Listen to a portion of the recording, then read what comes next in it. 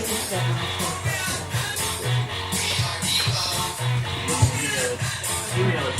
this thing on? Is this thing on? Is this thing on? Is this thing on?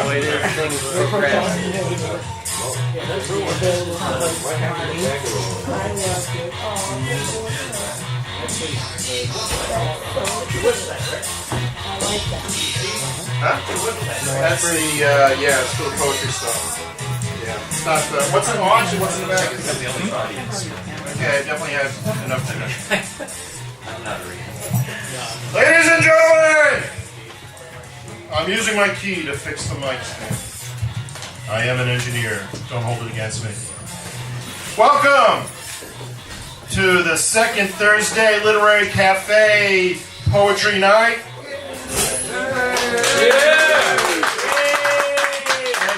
Thank you. It was a very difficult month. It's been a very ambitious month, because this is in fact the second time in the past month that we've had poetry here. So we've been rushing to get this one together. If you missed it, 2 weeks ago we had Russell Solomon of D.A. Levy fame and, well, fortune too, unfortunately for him. He came to visit Cleveland and asked me to put together some venues for him, and he did a nice job. It's all on video. Unfortunately, it made things busy, so we didn't quite promote as well. However, we do have two fine poets, two poets that I've admired quite a while. Some I've actually only heard once and made that impression. I'll talk about them later. In case you couldn't tell, I'm not Nick. No. What gave it away? The beret. Hi, Shelley. Steve. Yeah, she got all that. Wow. You shut up, I can't fuck you, everybody. Nick decided that the rain in Pacific Northwest is nicer than our rain. I think he's out of his mind. I mean, where else can you get rain that can add an extra layer of soot on your car? Here. Only here. Rust Belt Romance. I hope all the fresh air doesn't hurt him out there. Of course, he's left me hanging, doing his job, but he's still the star. I'm just the guy in the back. So, a lot of stuff is coming up though in this next month. Let me just start right off by pimping myself at Visible Voices Books, and it's all on these wonderful little orange things at this table up front. There will be an evening of words and sound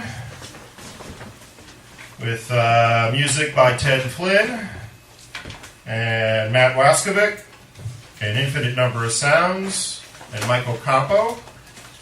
And poetry and words will be done by J.S. Makos, Joseph, who's right here. Was it last week? Last month? 2 months. 2 months. 2 months ago. I missed last one. Right. Michelle Krivenek. I fixed her laptop.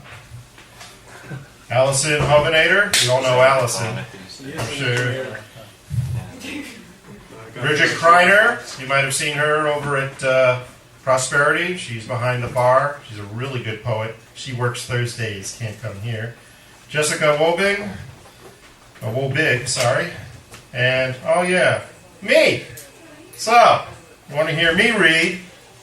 Come down to Visible Voices over at 1023 Kenilworth at 7 o'clock. Bring your own booze. They'll have coffee and tea. Cost is free. Should be a good time. Nice thing to do after you walked around at the Art and Culture Fest. Also, next month, October 11th, one of the rare times that we actually bring poets back for a second time at the Literary Cafe.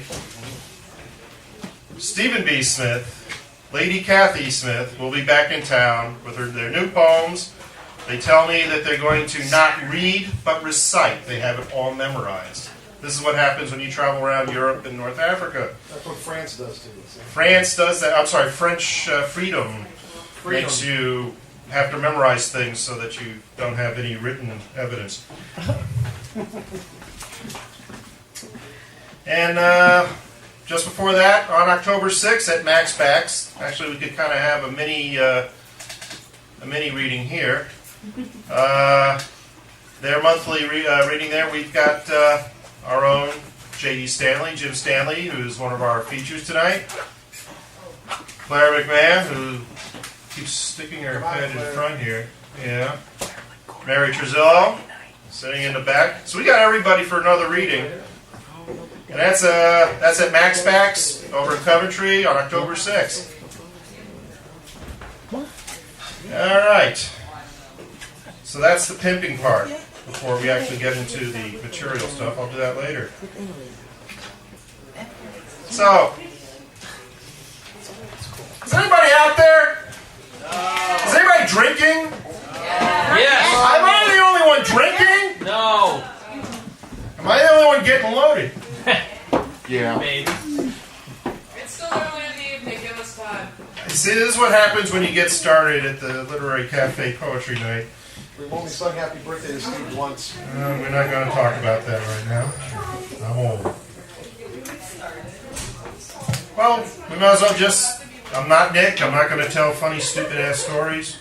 I'm not going to make up stuff. Stupid ass ones anyway. I like it in the spotlight.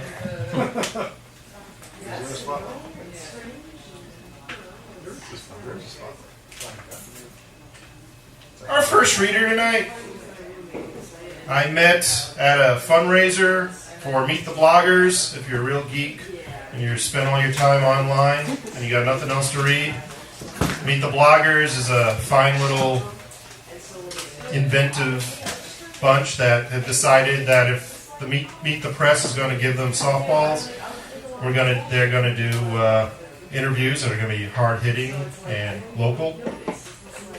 And little fundraiser that had silent auction. I know there's a few people in here that contributed to that. Also had a poetry portion there. And I was pretty much taken right away by listening to this reader. She has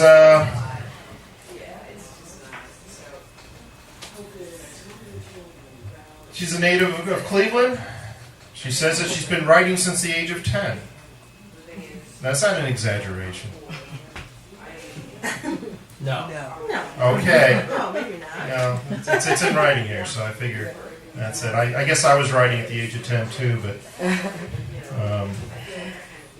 they told me I wasn't allowed to write those words on the bathroom. You were doing calculus at 10, don't lie. I wasn't doing it. It was more like Euclidean geometry. I like triangles. What can I tell you? She's a Bob. She is a graduate student at CSU. She is a spiritual life coach. She's the founder of Up the Steps. Is that website up still? Yeah, I think it is. Doug, Yeah, are you going to be on top of this? Here? Yeah. Yeah, okay. I meant to look it up. Not that you'll get any information there. That's all right. We'll make up the information. Okay. It's, Thank you. it's called poetic license. I make up a lot of things. Let's see. Yeah, I'm reading. What the hell? Social and political issues fuel her poetry, as well as concepts of spirituality and philosophy. Did I pronounce that right, Miles? Close. Okay, philosophy. We got philosophers in the house, so watch it. We'll be checking. She describes her poetry as therapeutic, hostile, reverent, and I cut the thing off. I got the last part there. It's a nice picture of her, though, I gotta say. Thank you to Adam Hardy for that picture. Where the hell is he? He's fixing his house all the time. That's okay, because you buy a house. Yeah, that's what I do. Exactly. I was gonna make up something about Anna, sweat lodges, things like that. But that's so Nick. Back alleys somewhere. Nah, I wasn't gonna go there. Well, that's what Nick does. Yeah, well, that's. Is that where you met? You went Well, that's right. Nick and I did meet in a back alley. In a back alley. After coming out of a sweat.